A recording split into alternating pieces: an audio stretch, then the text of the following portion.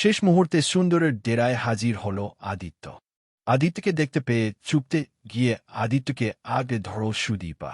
হ্যাঁ বন্ধুরা, আমরা এমনটাই দেখতে পাব অনুরাগের ধারাবাহিকের আগামী পর্বগুলোতেই। সৌন্দর্য সুদীপার ক্ষতি করতে চাক না কেন, সুদীপাকে জোর করে বিয়ে করতে চাক না কেন গ্রামবাসী এবং অন্যান্য পুলিশদের থেকে আদিত্য সে খবর পেয়ে যায়। আর আদিত্য সব ফেলে, তাদের বিয়ে ফেলে, পরমাকে ফেলে ছুটে আসে ওই নবীনপুর গ্রামে। আর ওই সুন্দর সুদীপাকে জোর জবরদস্তি করতে থাকে ছাদনাতলায় বসার জন্য, নয়তো সে তার বাবাকে শেষ করে ফেলবে। বাবার দিকে তাকিয়ে কি করবে বুঝতে না পেরে সুদীপার সুন্দরের কাছে হাত জোর করে বলে, সুন্দর তুই আমার বাবাকে ছেড়ে দে, তুই যা বলবি আমি তাই শুনব, কিন্তু তুই আমার বাবাকে ছেড়ে দে। সুন্দর সুদীপাকে বলে, ছাড়ব তো, তার আগে আমার হাত থেকে তোমাকে সিঁদুর পরতে হবে, তারপরেই আমি তোমার বাবাকে ছেড়ে দেব। আর সেই সময় তোমার বাবা সম্প্রদান করবে, তাই তোমার বাবাকে তো এখানে থাকতেই হবে। সুদীপা বাবার দিকে তাকিয়ে কাঁদতেই থাকে। সুন্দরের কথামতো সুন্দরের ওই লোকজনগুলো সেখানে পুরোহিত নিয়ে চলে আসে এবং বিয়ের সব ব্যবস্থাও করে ফেলে তারা।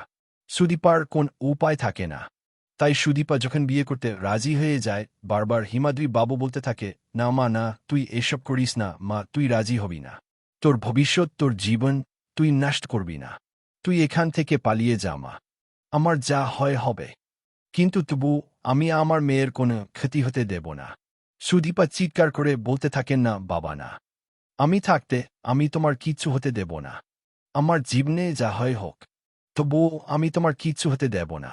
এই বলেই সুদীপা ওই ছাদনাতলায় গিয়ে বসেন এবং সুন্দরকে বলে, আমি তোর শর্তে রাজি, তুই আমাকে বিয়ে করবি তো, কিন্তু আমার বাবার যেন কোনো ক্ষতি না হয়। সুন্দরও খুব খুশি হয়ে যায় এবং ওই সুদীপার দিকে সিঁদুর নিয়ে এগিয়ে যেতে থাকে। পুরোহিত মশাই বলতে থাকে, আরে সুন্দর, আরও অনেক কিছু আছে, সেই নিয়ম কানুন পালন করেই তবে সিঁদুর পরাতে হয়। সুন্দরী পুরোহিত মশাইকে বলে, কোন নিয়ম কানুন লাগবে না, এই সুন্দর আর সুদীপাকে বিয়ে করবে, আর সিঁদুর পরালেই হবে। এই বলেই জোর করে সিঁদুর পরাতে যায়।